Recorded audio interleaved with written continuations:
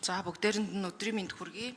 За энэ хамт одоо хилцэж байгаа хуулиудын нэг болох Монгол Улсын их хурлын хэн шалгалтын тухай хуульд өөрчлөлт оруулах хуулийн төсөлтэй холбоотойгоор бас одоо дахиад үгээ хэлье гэж бодож байна. Өчигдөр төрийн байгуулалтын байнгын орон дээр бас энэ талаар ярьсан.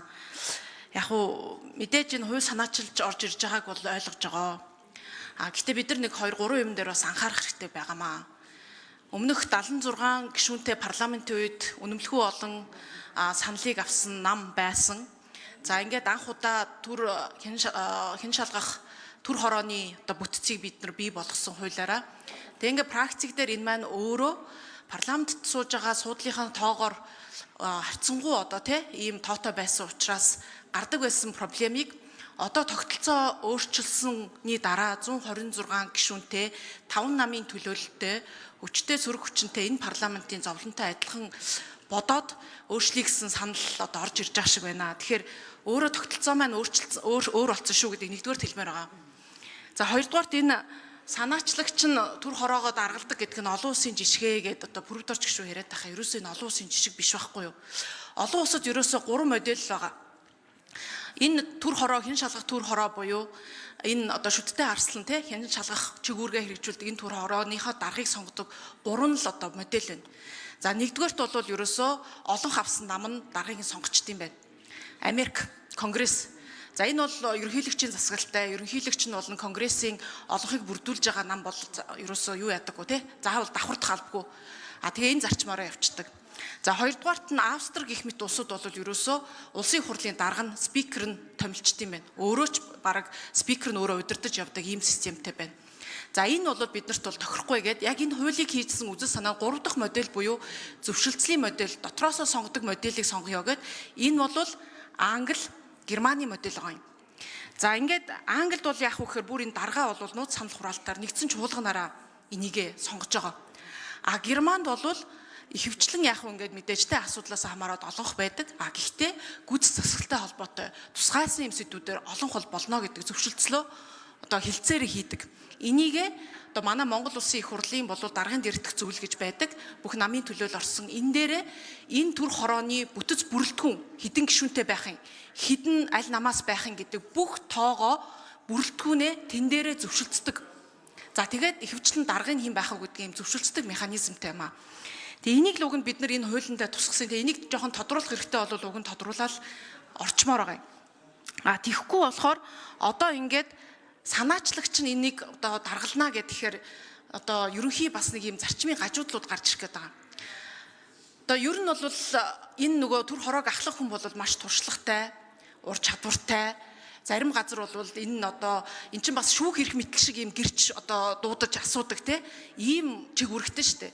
Тэгэхээр яг энэ чиглэлээр бол илүү 3-5 жилийн туршлагатай ш гэдэг юм уу ийм шалгуур тавьд юм билээ. Хамгийн гол нь хараад бусаар ажиллах боломжтой хүн. Хуулийн заасан ашиг сонирхлоос илүү хараад бусаар ажиллаж чадах ёстой хүн гэж энийг бас заадаг. Тэгэхгүй бол яг энд одоо ажлын хэсгээс орж ирсэн саналыг харах юм бол санаачлагч, анх санаачлагч нь буюу бланкн дээрээ одоо гишүүдийн 32 гишүүдийн гарын үсэг цуглуулсан хүн нь ингээд хийн гэхээр ер нь 3-4-лээ нийлж байгаа. За чи дарга нь бол ингээд цөмөрөө санаачлал гэдэг юм руу явах гээд байгаа байхгүй юу? Зүүн эн чинь нөгөө логикоор болохоор байнгын хороо дид хороог шинээр бий болгоё гэдэг улсын хурал гишүү санаачилдаг. Тэгэхээр энэ байнгын хороо дид хороог санаачилж орж байгаа гишүүн нь өөрөө байнгын хороо дид хорооныхоо дарга нь болно гэсэн логиктэй.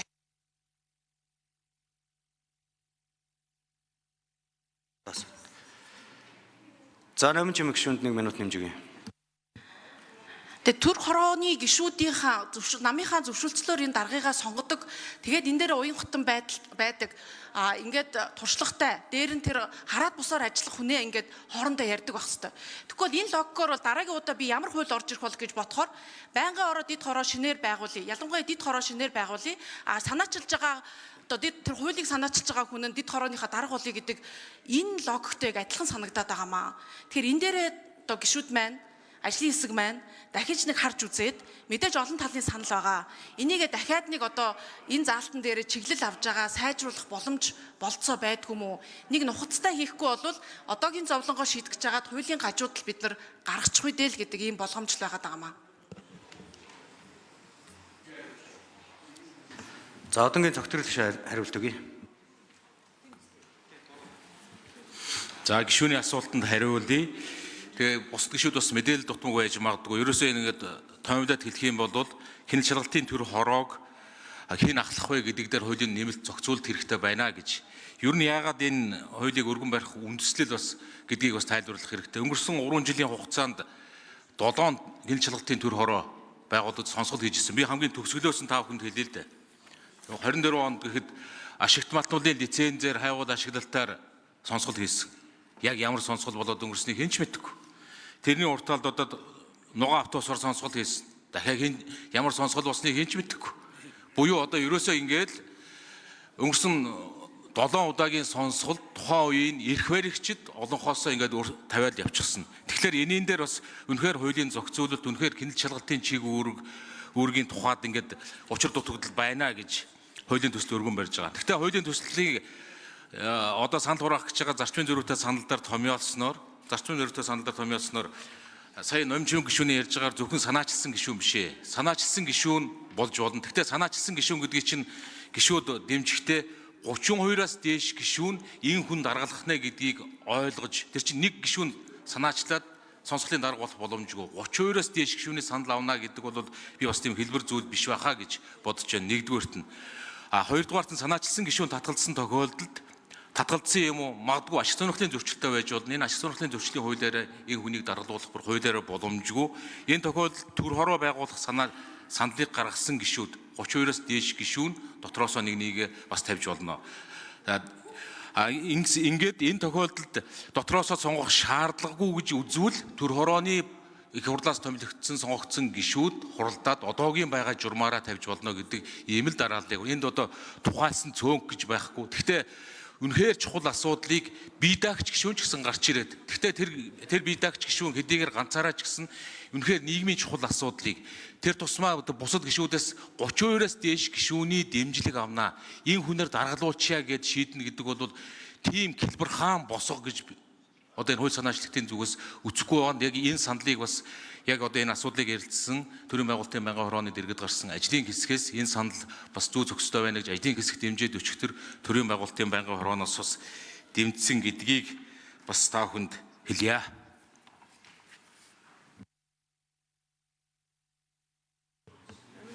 За номжийн гишүүн тодруулж цуй.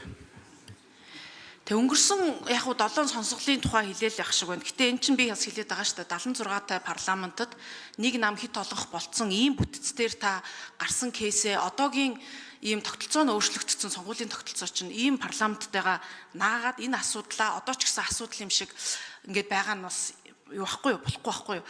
Зөв миний хэлээд байгаа юм нь уг нь бас шүү дээ. Энэ төр хорооны үйл ажиллагаа ямар байх вэ? Ямар чиг өргөх вэ? Юу болно болохгүй энэ журмыг бас наривчилж харах хэрэгтэй байгаамаа.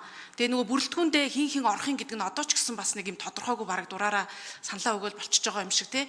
Энд чинь уг нь өөрөө намын бүлгүүд хоорондоо зөвшөлдсөд энийг хідэн аль нам нь авч суудал те. Төр хорооны бүрэлдэхүүн хідэн үнэтэй 11 юм 13 юм уу? Аль нь хідэн хуваар авахын гэдэг маш хүртэл ярьдаг ийм практиктэй юм байхгүй.